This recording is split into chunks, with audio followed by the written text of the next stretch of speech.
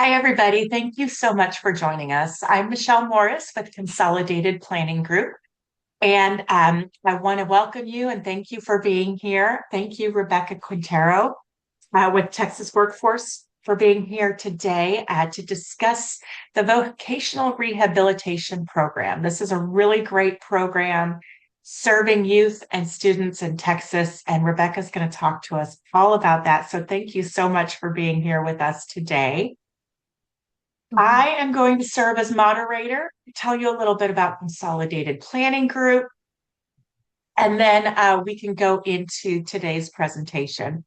I see Tanya says that she can't hear anything, so I don't know if that's just her or everybody. If you can give me a heads up. Rebecca, can you hear me okay? I can hear you just fine. Okay, so Tanya, it looks like it might be you.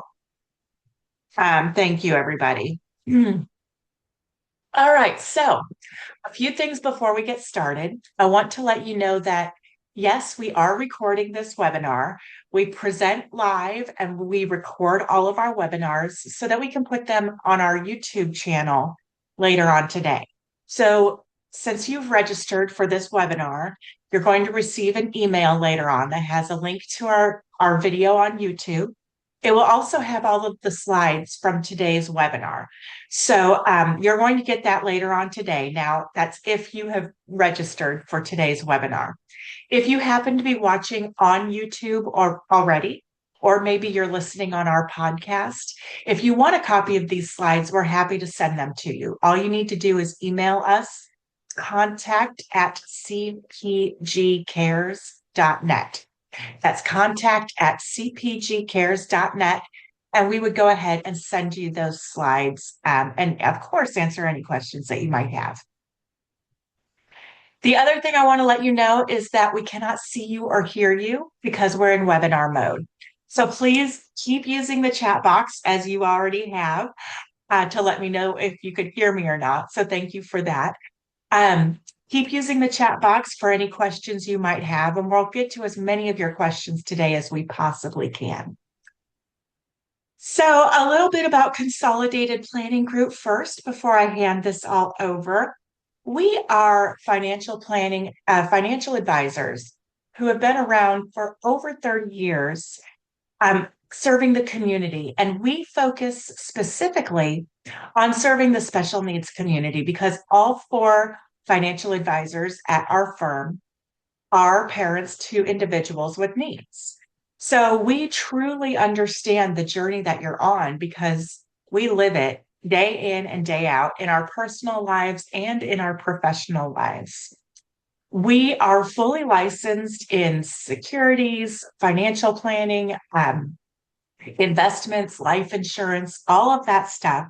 We do everything that any traditional financial advisor would do for you, but we do it through that lens of understanding that your child is your main goal and that they're going to need to be taken care of long after you're gone. We need to help you make sure that that goal of taking care of your child is met. So we are chartered special needs consultants. We are members of the Special Needs Planning Academy, and we are nationally certified Social Security advisors. We are located just outside of Houston, Texas, but we serve families across the United States. Because of the internet and because of licensing, we don't have any problem working with anyone from Alaska to Hawaii and Canada to New York. So people come to us for help with things like lifetime care planning and protecting your family in case something should go wrong, transition planning and ABLE accounts. You know, we talk a lot about what buckets of money your loved ones can have to where they can keep their state and federal benefits and not jeopardize those. How are you going to calculate and pay for their future care after you're gone? We can help you with that. We help with local resources, you know, getting your family things that they need, help build a support team for your family. And we're here to educate you and to advocate for you. You know, out of the United States, there are over 263,000 financial advisors. in the whole United States. And out of those 263,000 financial advisors, fewer than 200 of those firms focus on special needs planning the way that we do. So it is truly rare to find a company like ours where we represent fewer than a tenth of a percent of all the financial firms in the United States that truly focus on special needs clients. So, a couple of little bits of things we just want to mention and put into your heads. Right now is the perfect time to start planning for your loved one's future. And I can confidently say that because it doesn't matter if your person is an adult or if they're still a child. The truth is that now is the best time because the longer runway you have, the easier it will be to correct your flight path or make subtle changes that are going to have a big difference in the long run. You're going to be more relaxed and more able to plan thoughtfully and carefully instead of just rushing through it. And that is so important because there are so many great options after high school for your loved ones. There are residential options and day programs and transition programs. There are work programs like what we're going to be talking about today. Fantastic educational programs and residential. So just think about all of those things that might be a good path for your loved one after high school and start exploring those. What does that look like? Um, there can be waiting lists, and there can be, maybe if you go tour some campuses and some communities, you're going to find that it's not a good fit for you. So start touring those early, get on the waiting lists for the ones that you like, and you can set aside the ones that aren't the right fit. And then finally, think long and hard about who is going to be a successor caregiver for your loved one. And we're here to tell you right now that it's not necessarily always the easiest or best answer to say that that's going to be a sibling. That can create trouble on both sides of that equation and maybe some tension. So just think long and hard about that before naming a sibling as a future caregiver. All right. So, with all of that said, I'm going to go ahead and turn everything over to Rebecca. She's going to be talking about the vocational rehab services. And I'm so glad you're here, Rebecca, because we talk about this with people every day. And everyone is so interested in this program and do have some questions. So we'll get to as many questions as we can. But Rebecca, I will let you take over. All right. Well, good afternoon, everybody. And thank you, Michelle. And of course, Consolidated Planning Group for having me. You've had me back a few times and I always enjoy coming in to share our information. So thank you. So here on the slide, you'll see I am here to talk about building bright futures and how it pertains to receiving vocational rehabilitation services for our youth and our students in the state of Texas. And I'd like to pause here a little bit because I understand that our organization can be a little confusing. And so I like this image here of the umbrella. And so I'm going to use that as an illustrative way to explain who we are. But if I had an umbrella here today and I pop it open, the very helm of that umbrella is what we consider our Texas Workforce Commission. And you'll see the logo there on the upper left-hand corner of our screen. And Texas Workforce Commission is the one that oversees the workforce development of the organization. They allot funds to be able to support certain programs in different areas in Texas. And so then we have the Texas Workforce Solutions logo on the lower right-hand corner. And I want you to picture that on that umbrella. So Texas Workforce Commission's at the helm, and all the little material panels that make the umbrella, I want you to think of those as our Workforce Solutions career centers that are located across the state of Texas. And those little spigots on the umbrella, I want you to think of that as vocational rehabilitation as one of many services that Texas Workforce Commission provides across the state of Texas. And I wish I could hear everybody answer this next question that I have, but guess who's holding that umbrella? I bet most of you will say the customers that we serve, because that would be the right answer, because that customer is now able to access a variety of different services. So I I hope to have at least given you an illustrative overview of how the organization works because it can be confusing. So if we can go to the That is next slide. that is very, very helpful. Thank you.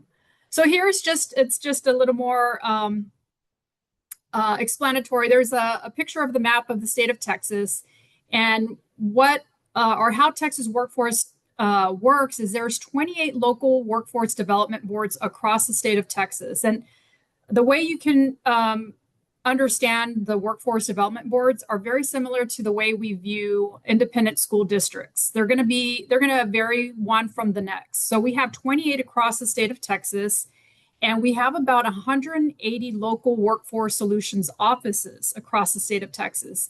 And again, those workforce solutions offices are those career centers where you can actually go into an actual office and secure services and support that you need.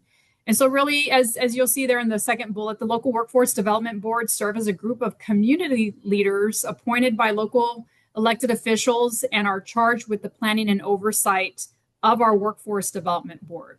So that's just a little bit more information. So we can go to the next slide.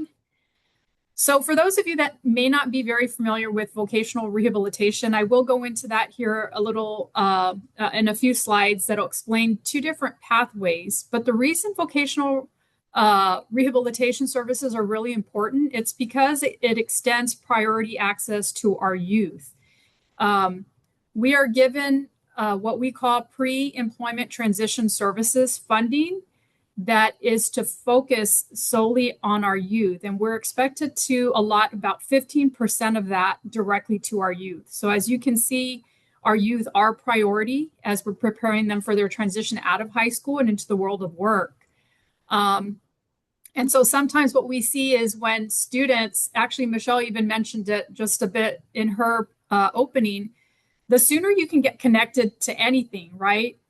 Services or resources, you're going to fare out much better. And so that's why we say we want you to get connected, because sometimes what we see is when youth go through high school without services, sometimes they don't have the right guidance or the right support at home. And so our services help to complement and support some of what they need. And it's a comprehensive approach to providing services to our youth. You do have rights and options to get supports early. You all being here today is a great example to get information and to leave with it and then get connected with us in your respective areas. Vocational rehabilitation does provide stability, planning, and real-world opportunities, which I hope to share with you here in a moment in a few slides.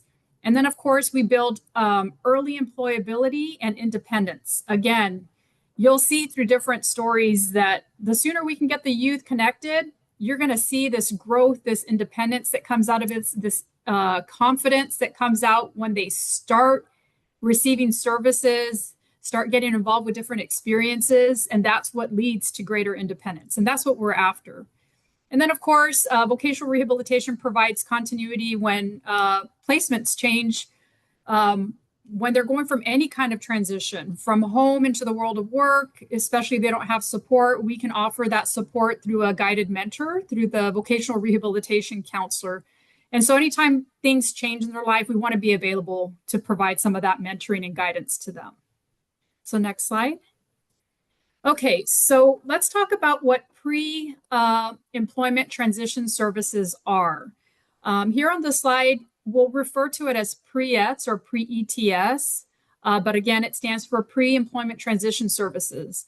So vocational rehabilitation is tasked with providing what we call core services for our youth.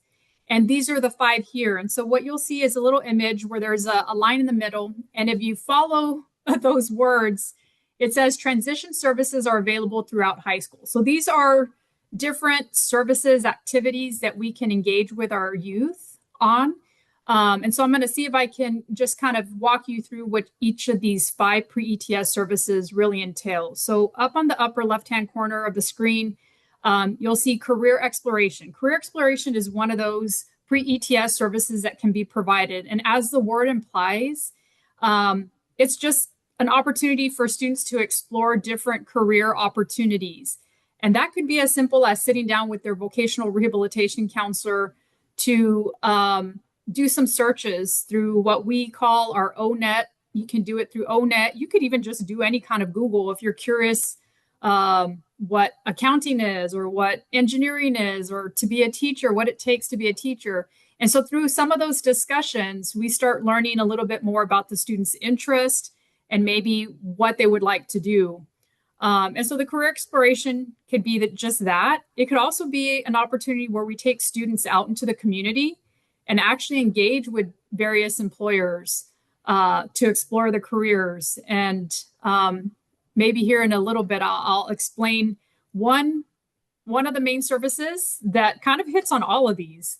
But that's what career exploration is. The next one there on the lower left-hand corner is counseling on post-secondary training. So any students that are interested in pursuing college, academic, vocational routes, excuse me, this is where we can provide some counseling on some of those considerations. So sometimes students will even say, I'm really curious. I'm not sure if I could do it. And so those conversations allow for us to open up doors to have further conversations about that. Again, we could connect the student to various college campuses within your area so that they can explore what it's like to be a student. And they can visually go onto a campus and see what it's like. And that can be done directly with the counselor themselves, or we can get them involved with the different group skills trainings, which allow for that to happen. And then through there, you'll see that students are like, yeah, I really would like to pursue it. And then you'll see other students that say, no, thank you. That's not what I envisioned. So that's a really good opportunity. Part of what goes in line with this is also, applying for financial aid, applying for post-secondary training, education, some of those things that we can support as well. A third pre-ETS service is called work-based learning, right in the center top of your screen. And that's really giving students real work experience. And it could be unpaid or paid, but it's putting them in a real work environment so that they have some of that direct exposure to what it's like to work. What is it like to wear a uniform if that's what's required? I'll tell you real quickly, I was at Chick-fil-A last week, and I know they have a uniform, but even to the brand of the pants they wore, I didn't even realize that. And I noticed, there was a little red logo on each of their pants, and then they all had a red belt. And I thought, wow, I hadn't really paid attention other than the red shirt. But even something like that, a student going into a work environment understands what their work attire might be like, what it's like to show up to work on time, when you have to clock out for lunch, when you got to clock back in. And so we have opportunities for paid and unpaid experiences with work-based learning, but again, it has to be in an actual work environment. It could even be a tour of an employer, but it's some of that bridging the connections with our community and with our employers in that particular pre-ETS service. The fourth one is work readiness training. As the word implies too, is preparing our youth for work. It could be as simple as helping them prepare or clean up and organize their resume. If they've worked before or have never worked before, we can always still put something together that allows an employer to understand who they might be receiving. So even teaching soft skills, soft and hard skills. What is it like to engage in a teamwork effort? What about a job that requires independent work? So there's a lot of different things that come in when it comes to work readiness training as well. We want to prepare them for what work will be like. And then the last one there is self-advocacy. I love this one because I feel like this one fits into all of the other four pretty readily, because that's being able to teach our youth how to self-advocate for themselves, how to not be afraid to ask questions. If you're in a work site and you didn't understand the instructions of your supervisor, what might you need to do to ask for support or to have them explain it to you in a different way, or how to ask for accommodations? Even when you're going to school to post-secondary, what might that look like to be able to self-advocate for yourself if you need additional supports to be able to do well in your classes? So that really encompasses all of them. And so let me see. Can we go to the next slide? And I want to see what I have next. I'm trying to think if I want to. Okay, I'll wait to give that example that will hit on all five. So the way to receive pre-ETS services, and as you'll see at the top, it says / vocational rehabilitation services, is because there's two different pathways to access pre-ETS. So here on the screen, you'll see a picture of a pathway. One goes left to potentially eligible, and the other one goes to a pathway for VR eligible. I know we're still using the same word. Sometimes we get frustrated that it seems very similar, but let's start with potentially eligible. So a student that is in high school can receive pre-ETS services through this potentially eligible route as long as they meet the definition of a student with a disability. And that definition is simply that they're between the ages of 14 to 22. They're receiving either special education services or have a 504 plan in place, and that they're actively enrolled in school through a recognized education program. And that's the definition of a student with a disability. So this pre-ETS route allows for us to serve the student more readily, if you will. So if you came in and you met the definition of a student with a disability and you said, hey, I'm interested in this program that I've heard about, all we do is collect a few, just really a few documents from you, and we can get you started pretty quickly. Whereas this VR route, you'll see an image that takes you through a different phase, if you will, of steps to get to an eligibility decision. Let me see.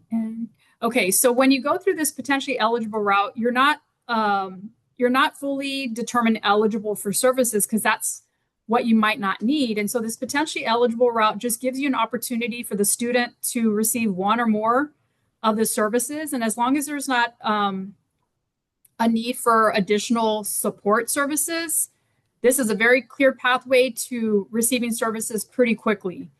Whereas now going on the other route for VR eligible services, we do have to determine your eligibility. And the way we do that, and again, we'll go over this here in a bit, but you have to have the criteria is you have to have a physical, mental, or visual disability. That disability has to be posing some kind of impediment or barrier for you to work towards an employment outcome, and that you need certain VR services. And we have so many different types of services available that you need certain services that are individual to you to help you arrive at an employment outcome, which is our last criteria. So if you can do that, if you can prove those 4 criteria, then we will determine you eligible, which leads into that second bullet there. The counselor will work with you to create an individualized plan for employment, also known as an IPE.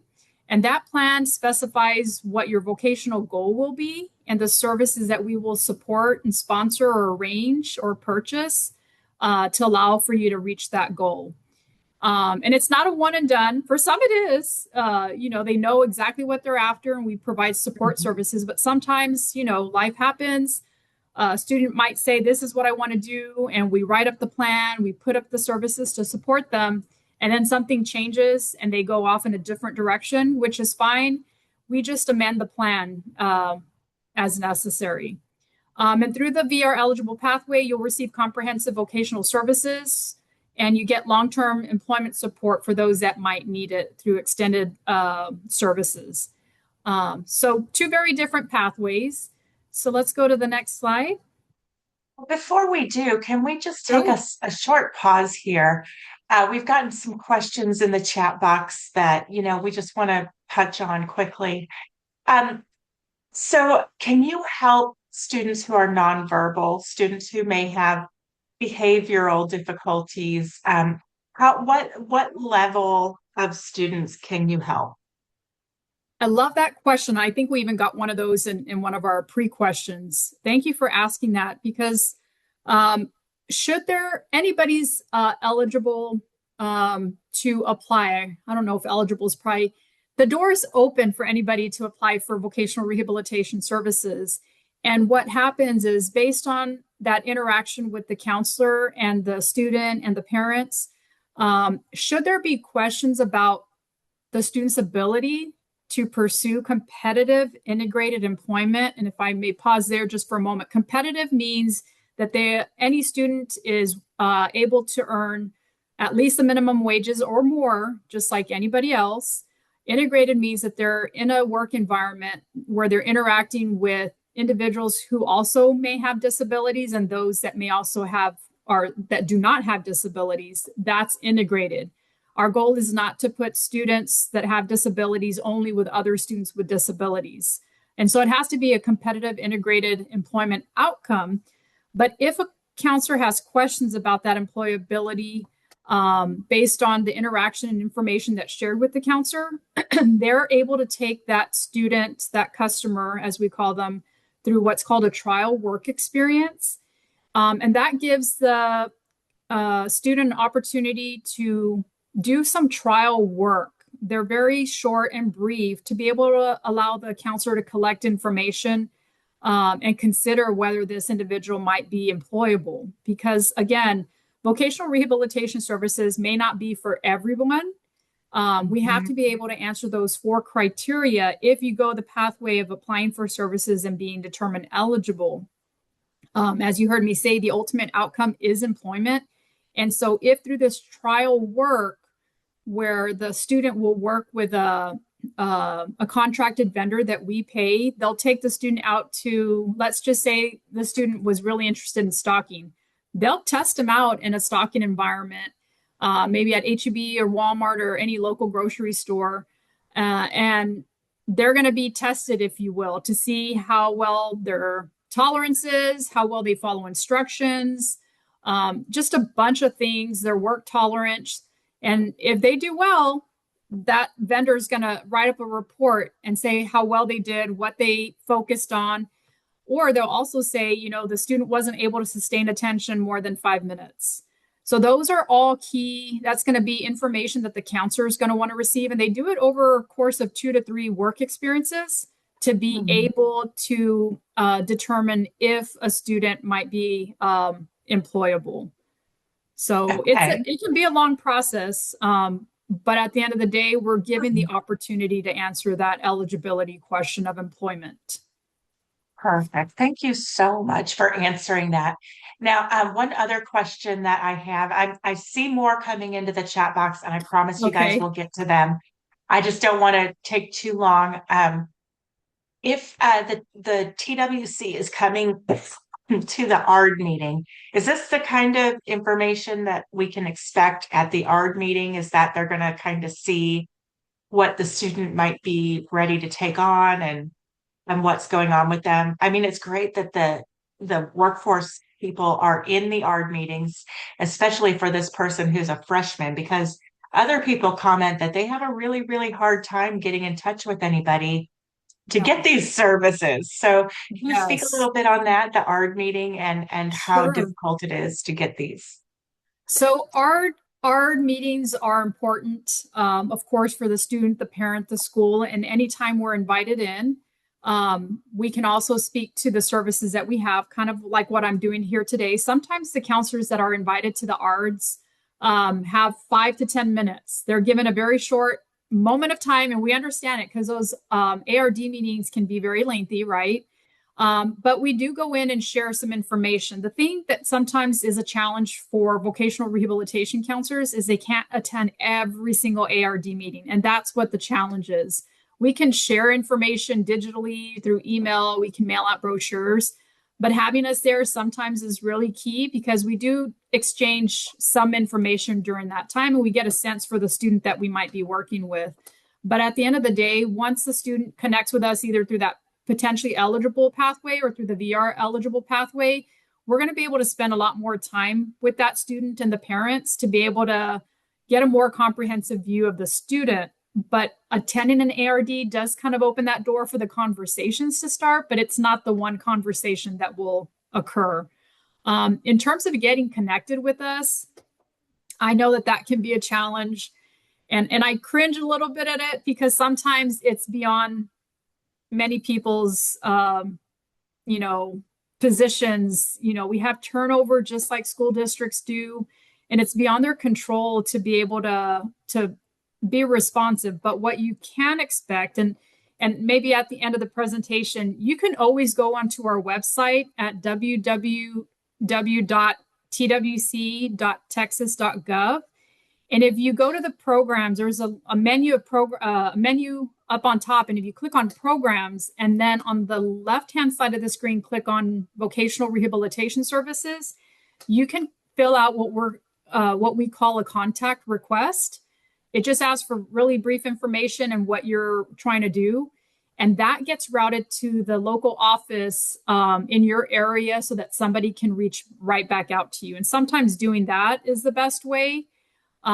What you should expect is whenever there is a vacancy for a counselor, there should be a communication. If you're connected with us, there should be communication that gets sent out to all of the customers that are working with that counselor to be notified that there's a vacancy and what the plan is for coverage until they hire a new staff member. But I do understand that it can be difficult. And at the end of the day, I'll also share our immediate contacts, all of the positions such as mine across the state. I can also give you that information, and that could be another way to get connected as well. Right. Thank you so much, Rebecca. Sure. Okay, so as I mentioned earlier, this is a definition of a student with a disability. You have to be between the age of 14 to 22. You have to be enrolled in a recognized educational program, and you have to be receiving a special education services or 504 services. I like to put this on a slide in and of itself because a lot of people like to take a picture of this because you have to meet that definition of a disability, a student with a disability, to receive pre-ETS services. Next slide. Does this rule out students who are homeschooled? So no, you can also receive services as long as it's a homeschool that's a recognized program. And that's the key there. It has to be a recognized educational program. So it can be, as you'll see there, it says including homeschooling. Even after a student graduates from high school, but become enrolled in post-secondary education and they still meet the age requirement, they're still eligible to receive pre-ETS services even within that first year of enrolling. Everything will be determined once they're connected and what they need.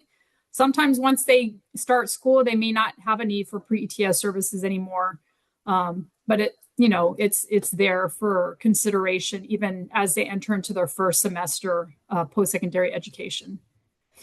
Options for pre-ETS services, again, all you got to do is request interest to receive pre-ETS services, and you can be served under potentially eligible pathway. And that's done by speaking with a counselor. Sometimes some of your schools have these counselors already assigned. We refer to some of these counselors as transition vocational rehabilitation counselors, or a TVRC, because they serve only youth with disabilities, whereas we have vocational rehabilitation counselors, and they serve as more of a liaison to transition. They're not at the school campuses like a transition counselor is. But this is if you do have a transition counselor, you would want to speak to that direct contact. And if you're not sure if your school has a transition counselor or a liaison vocational rehab counselor, speak to your special education department or your 504 coordinator to get that connection. And then again, as I mentioned, we're going to collect just really basic information about the student on one of our forms, which is called the VR 1820, requesting pre-ETS services.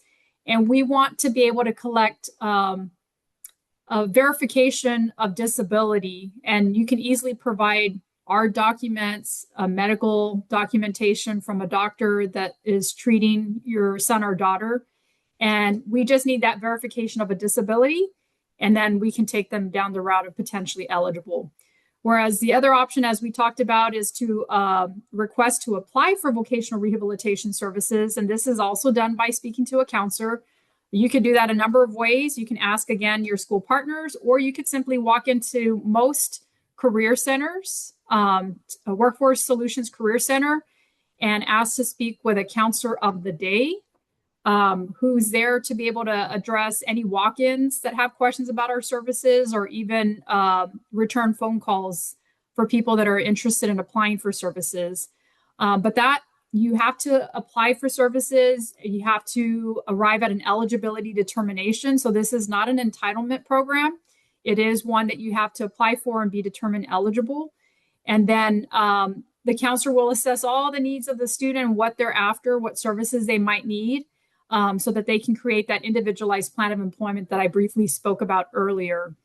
And then services are provided. They come up with a plan, including pre-ETS and other support services, and all that's written into their plan. Perfect. That helps clear up a lot because there are a lot of questions coming into the chat, like, what about this kind of diagnosis? What about this kind of diagnosis? And what I'm hearing is it doesn't really matter. Just what matters is, will they be able to perform the job, even if they need certain training or whatever. But you give them a trial work period, and if they can't, then they can't, and if they can, then they get services. So it's kind of like a try it and see. It's an optimistic outlook. Yeah, and we even work with students that they meet their credit requirement, but perhaps still need to address certain skills, if you will, independent skills, employment, getting ready for employment. And so a lot of these students go on what they call the 18 plus program pathway after school, after high school. And so they still work on some of their individualized education plan goals that they haven't fulfilled yet. And even working with those groups of students are really helpful because we can connect them with paid work experience opportunities, just like anybody that was still enrolled in high school. So 18 plus students get served quite a bit through our vocational rehabilitation program as well. Let's see here. As I mentioned, potentially eligible was really introduced through what we call the WIOA, or the Workforce Innovation and Opportunity Act. And it was really an opportunity for us to open the door and serve our students quicker than what we had in the past by taking them through the eligibility phase, which sometimes can be lengthy and other times it's really not. It all depends on what we get and how we work with our students and our parents and getting information. But again, it's to be able to just quickly connect with pre-ETS services, the 5 that I mentioned. And it's really not intended to circumvent the VR process, which in a bit you'll see sometimes people are like, oh my gosh, that's so long, but it really doesn't have to be. But we are given federal deadlines to meet throughout the VR process. And so sometimes people think that it's lengthy. In some cases it can be, but again, in other cases it doesn't have to be. But the goal here is not to put them in a potentially eligible pathway if there's a need for more support services. So that's why it says it's not intended to circumvent the VR process, just because it's a quicker way to connect. It just has to make sense for that student. And we consider every student an individual. And so we're going to consider every case that way. And the pathway is intended for our students. So we've already talked about that. We can go to the next slide. Okay, let's see here. We've talked about this as well. The one bullet that I really want to focus on, when you receive potentially eligible services, pre-ETS services through the potentially eligible pathway, the only requirements that are applied are that we provide you informed choice, which is really no different than the VR eligible pathway. We do hold all cases with the utmost confidentiality, and of course, we're going to provide you with client assistance program, which is really your rights with us. If there's a service you requested and there was not an agreement between you and the counselor, and you want to be able to just kind of further the inquiry, you're offered this client assistance programs. It's really no harm, no foul. We don't take it personal, but it is an opportunity for you to have somebody come in and say, okay, this is what they requested. This was the decision. Can we kind of see why they made the request and why there was a denial, or there wasn't a supportive outcome with that conversation. So those are the 3 things that we offer. It's not any different. Again, there's other things with the VR pathway that we have to pursue, but you're going to receive these 3 as a potentially eligible student. And we don't apply what we call the basic living requirements. And all that is we do have to collect proof of income, proof of expense for the family. And sometimes families, it's very rare, but it's not uncommon. Sometimes families are under that basic living requirement that simply says that you're not required to pay in towards your own services, whereas some families are above that income level, and so they have to pay in towards vocational rehabilitation services. So this route of potentially eligible, we don't apply that to those students. It is applied when you fully apply for vocational rehabilitation services. And then a student who has not yet applied. So that's all a potentially eligible student. If you're going that route, you are still receiving pre-ETS services, but not additional support services, which is fine. You don't receive that until you're determined eligible for services. And again, you could start the route of potentially eligible, receive pre-ETS services, and the moment that you need support services, it's a simple application to take you in through the other pathway. And so the VR pathway gives more services than the pre-ETS. It opens the door to consider other services, yes. So here's that slide I was talking about. Yeah. It looks very busy, but just to give you a sense, you'll see we'll start on the left-hand side. Initial contact is just you saying, hey, I'm interested to learn more about vocational rehabilitation. My son or daughter is in school, and we've heard about this pre-ETS services. So they take an initial contact, and what happens after that, they're required to schedule you for an application within 30 days. That's one of our first federal guidelines that we have to meet. They have to schedule you within 30 days, or at least make a good faith effort towards that and make documented attempts. Then they take the application. So they're going to collect a lot of information about you, the student, what your disability is, how you feel, what your strengths and interests are, what are some of the struggles involved with your disability, and what you might want to do moving forward. What is your career or vocational aspiration? They're going to ask a lot of that information. They're going to collect disability information from the school or from your medical doctors. And that they have 60 days to work to the next phase, which is the eligibility determination. So that's your second federal mandate that the counselors have to work towards. So it's 30, 60, and you'll see that at the very bottom, the line at the very bottom. Once they make an eligibility determination, remember, they're addressing 4 criteria for that eligibility decision, which is you have to have a disability, you have to have, your disability has to be presenting an impediment or barrier to securing employment, you need our services, and that you can secure employment at the end of this whole process. That's how we determine your eligibility. From eligibility through that comprehensive assessment and planning, which is that next little box there, the counselor has 90 days, which is our other federal guideline that we have to meet, to work towards developing an individualized plan of employment. Again, that's your service delivery. Once we write up that plan and we sign that plan with you, it's going to help us. It's like a blueprint where the counselor is going to be able to work with that student towards one vocational goal that they've agreed to that makes sense for everybody, and then provide the support services needed. That could be tuition, that could be additional pre-ETS services leading to different experiences. It could be a job needing a job coach. What if we secured employment for you and you need a job coach maybe for the first couple of weeks? So all those services are going to be listed on your individualized plan for employment through that service delivery. And eventually, once the student is ready for employment, let's just use the example of a student going to post-secondary training, going to college for 4 years, they get their degree. Now our goal is that last box there is to help them secure employment and to maintain it.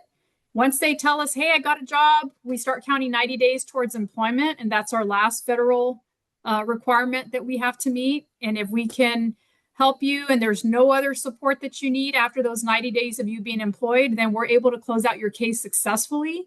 And that's a really great thing for the counselors. Of course, there's sometimes cases get closed unsuccessfully for various reasons, but we want to be able to, show that we are providing services to a group that needs it and that it results in successful outcomes. That's how we get evaluated. And so that's our process. And so again, you heard me say 30, 60, 90, and then again, 90 for closure. That's what the counselors are up against. And sometimes it seems like a lot, but again, it doesn't have to be. If you work very closely with your counselor in providing documents, they can move quicker. It doesn't have to be the 30. It doesn't have to be the 60. It doesn't have to be the 90, but the closer you are connected with your counselor, the more timely they can arrive at decisions. So don't let this scare you. If this is what you need, it's okay. This is a path that you can take as well. So is there any recourse if, it's taking way longer than this 30, 60, 90 days to get, or if they feel like they're not getting all of these great services that you're talking about, what happens? So that's a good question. So although we have these federal timelines to follow, there are times when a counselor needs an extension on those deadlines. And I'll give you an example that we tend to see sometimes. From application to eligibility, we have to be able to verify the disability. So if you say, I have a learning disability, we're going to request school records from the school. Or if you say, you know what, don't worry, don't contact the school. I know I have my documents at home, and then you forget about it, or you thought you had them and then you don't. All those are moments of time that we're losing, right? Which is okay. If you've done your part and we're doing our parts to stay connected, and hey, we still need those documents.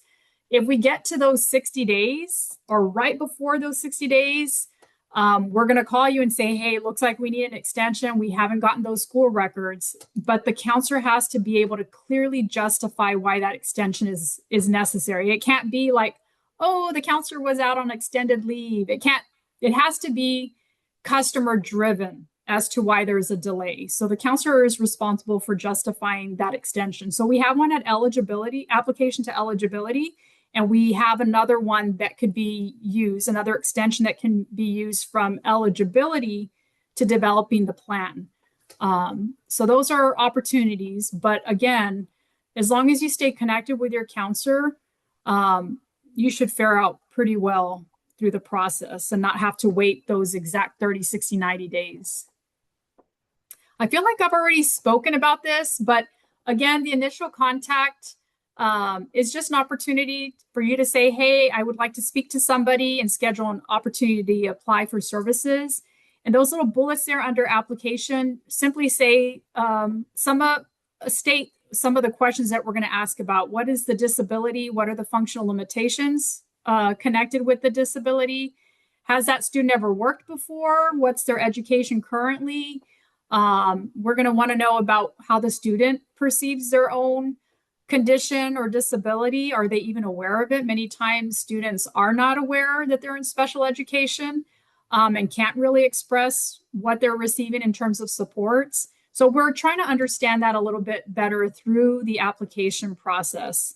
And that's really the counselor observing how the students communicating and parents that are involved. It's a wonderful thing because we also want to hear from the parents. We want to engage the student because that's the one that's going to be our customer. But the parents, of course, have a lot of information that they can provide. But we're also observing that connection with the student. And I know we had a couple of questions, Michelle, about the Social Security income.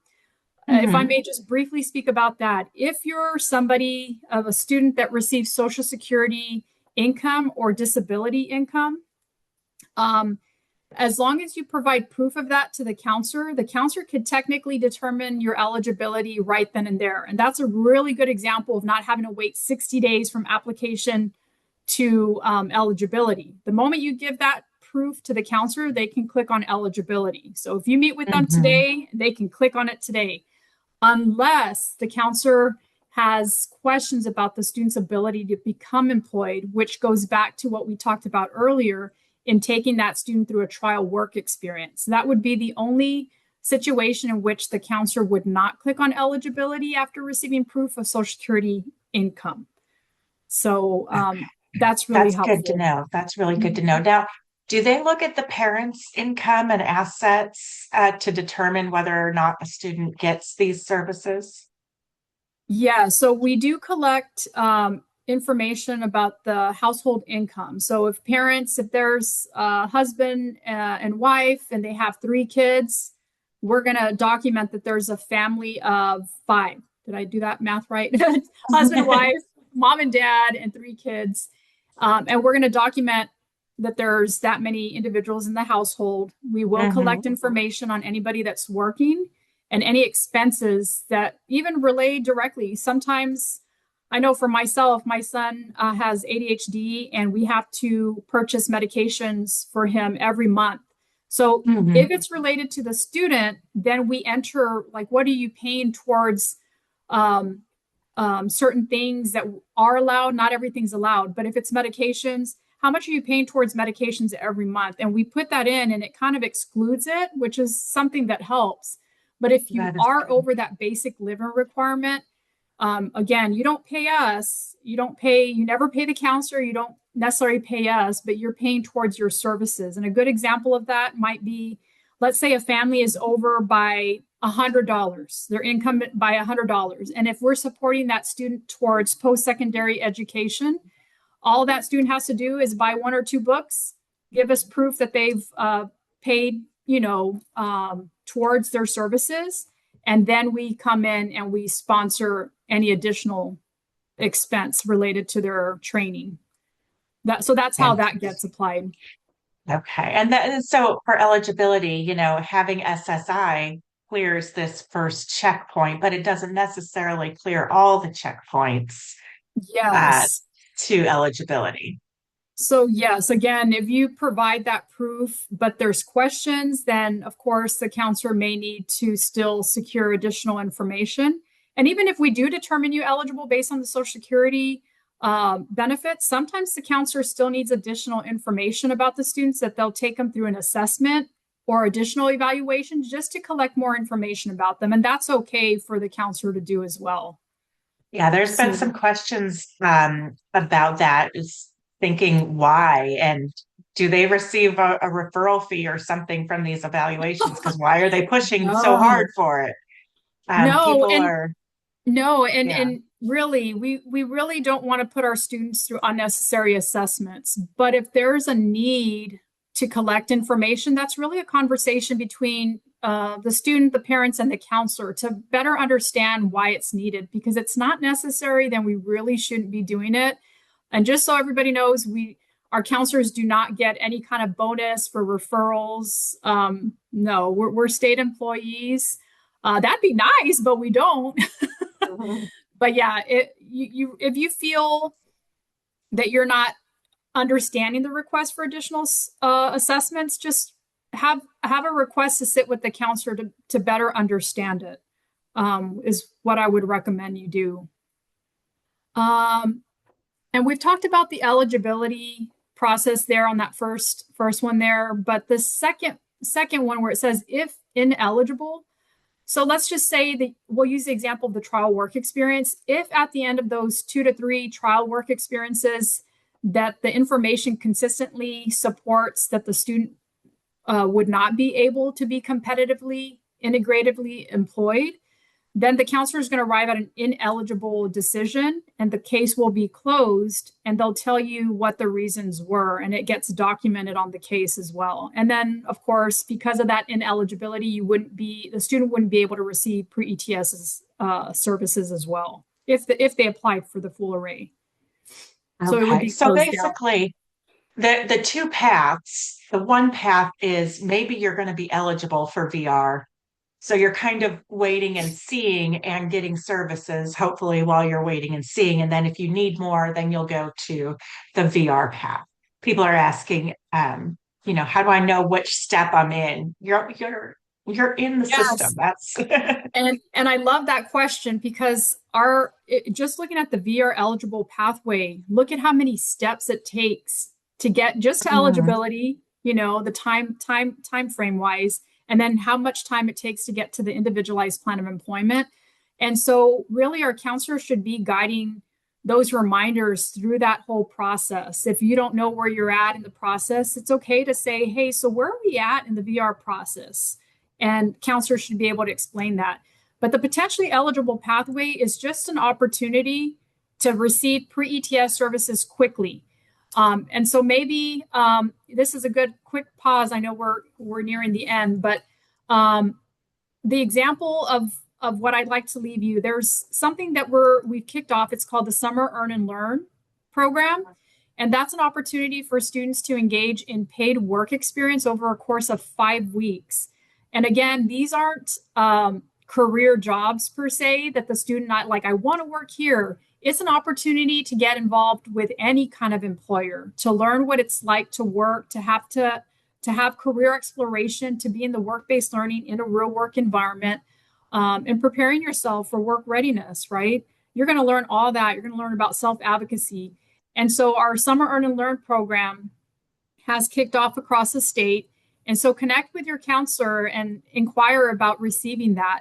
So a potentially eligible pathway, if you apply today and say, I want to be a part of Summer Earn and Learn, and you're a student that can take lead and follow instructions independently, then we start serving you right away. Whereas the VR eligible pathway, you have to apply for services. You can say you want to participate in SEAL, but you have to apply for services. You have to be determined eligible for services. We have to write a plan.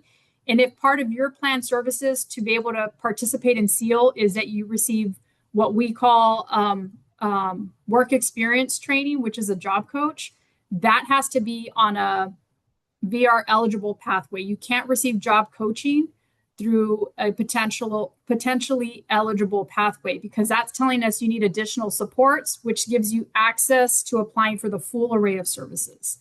And so that's Okay. one of the main differences there with a service like that. That Um, helps so much. Now, I want everybody to know that these are links. So you're going to be able to click on these slides when you get them in your email later on today. You're going to be able to have a list of all the offices and locating your local people. You're going to have the phone number for who to call, um, and all of that. So yeah, And if I may, everyone's, real quick, Michelle, I yes. know you'll see there, Start My BR. That's what the contact request, uh, Start My BR is our old logo Mhm. name for reaching out to us. It's now going to be referred to as that contact request that I mentioned to you all earlier. That's just a recent change. It still gives you the immediate contact to get connected with the right office. And then here's my information. There's my work cell number and my email address. And I think, Michelle, I told you if I could drop the contacts here for the other positions across the state, I'll see if I can do that quickly. Yeah, absolutely. I have a few more slides to go through and a few more questions I hope we'll be able to reach. Sure.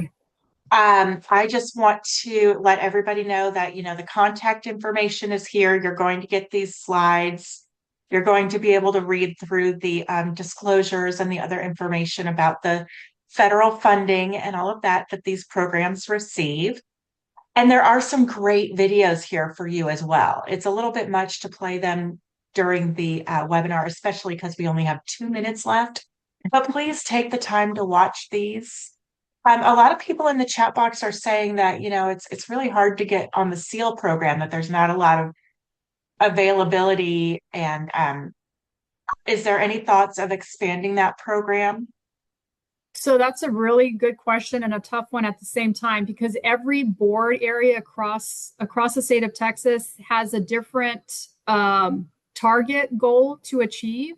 Some areas do request through our vocational rehabilitation pre-ETS team to increase those numbers to be able to allow for more openings and referrals. But at the end of the day, really what we're trying to focus on this year is allowing some of those students that have never participated in SEAL. We're kind of viewing them as an opportunity as priority to get engaged with the Summer Earn and Learn program. But again, stay connected with your counselors. They're the ones that will be able to tell you if referrals have been met already. But it's really nice that we have a lot of interest in that as well. Okay, okay. And I'm going to leave this slide up. Everybody, this is how you can schedule a consultation with Consolidated Planning Group. We can help answer your questions. We can talk about how we work and what we charge. But Rebecca, one thing I would really like to know, and I think the people online would really like to know, is if they're hitting a brick wall, if their counselor is just not offering them what they think they deserve, or not being responsive enough, or if they're just being told, oh, there's just no openings, or you need this additional and this additional and this additional. They feel like they're being given the runaround. what can we as the consumer do? Who can we contact? What do we do to make this better? So you can I do see that last question that was dropped in there. Can you Hmm. request a counselor change? You can, but I would first encourage you to speak to their immediate supervisor so the supervisor can understand what roadblocks you've been up against. Sometimes it's an easy, quick fix, and other times they may agree to allowing that transfer to happen. But just remember, sometimes you've built such a connection with your counselor that changing is not the ultimate answer. Because again, it could be just, personality connections are important, but that doesn't mean that you're going to get somebody even better in terms of that personal connection that we're all after, right? So just be mindful of that. But I would encourage you to connect with their vocational rehabilitation supervisor first and foremost. Okay. And are there workforce programs for adults, older adults older Yes. than 22? Yeah, so I was really here to focus on transition because that's Hmm. what my position is. But we do serve any individual that has a disability in the community, youth and adults. So any one of us could apply for services should we have a disability that's affecting our ability to keep a job, or perhaps we need to change a job for a disability related issue. And you could always reach out to a vocational rehabilitation. Wonderful. Thank you so much. There are still so many questions, and we I see them appreciate you. coming in. I I know can't we even read through appreciate all of you. them, but I'd be happy to answer them if you provide me another list, and if you're able to blast them out, I'd be happy to do that. Yes, yes. So we will definitely send you a list of participants, and all of the participants have your contact information in the Yes. slides. So please feel free to reach out to either me or Rebecca. We're both able to help you find answers, or at least get you to the right people who know the answers. And Rebecca, of course, put all of the different counselors or the regional directors in the chat box. So you'll have that as well. So thank you all for being here with us today. Unfortunately, we are out of time, but please reach out to me, reach out to Rebecca. It is our goal to help you, and follow for more information from Consolidated Planning Group. I hope you all have a fantastic week.